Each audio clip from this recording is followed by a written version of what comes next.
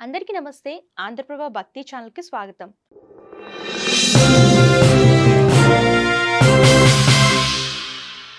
హిందూ మతంలోనే కాకుండా జ్యోతిష్యం, వాస్తు శాస్త్రాల్లో కూడా విఘ్నేశ్వరుడికి విశేషమైన స్థానం ఉందన్న విషయాన్ని ప్రత్యేకంగా చెప్పాల్సిన పని లేదు. తనను భక్తితో పూజించే భక్తుల అడ్డంకులను తొలగిస్తాడా గణపయ్య. అంతేకాదు, సిద్ధి బుద్ధులు గణపతి భార్యలు కాగా శుభం లాభం ఆయన సంతానం. అందుకే బొజ్జ గణపయ్య కుటుంబం మొత్తం భక్తులకు ఆనందం, శ్రేష్ఠుని ఇస్తుందని నమ్మకం. గణపతి ఎక్కడుంటాడో అక్కడ మంగళుడు ఉంటాడని చెబుతారు. అందుకనే గణపతిని మంగళమూర్తి అని కూడా పిలుస్తారు. గణేశుడు ఉన్న చోట ఎలాంటి దోషం ఉండదు. అంతేకాదు, గణపతి అనుగ్రహం ఉన్న చోట ఎటువంటి వాస్తు దోషాలున్నా కూడా తొలగిపోతాయి.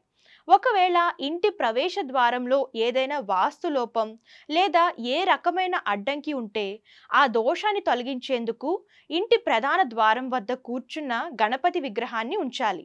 లేదా గణపతి విగ్రహాన్ని రెండు వైపులా కూడా ఉంచవచ్చట.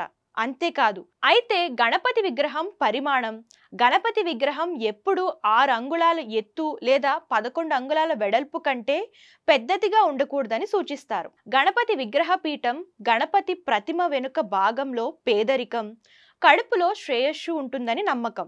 కనుక గణపతి విగ్రహాన్ని వెనుక భాగం కనిపించని విధంగా ఉంచాలి.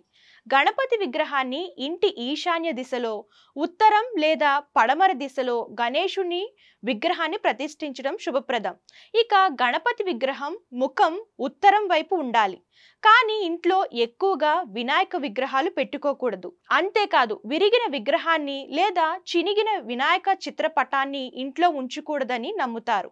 మరోవైపు ఇంట్లో సంపద, ఆనందం, శ్రేయస్సు కలగడానికి గణపతి విగ్రహం తరహాలోనే గణపతి యంత్రాన్ని ఏర్పాటు చేసుకోవచ్చు. ఈ వినాయక యంత్రం ఇంట్లోకి దురదృష్టం రాకుండా నిరోధిస్తుంది.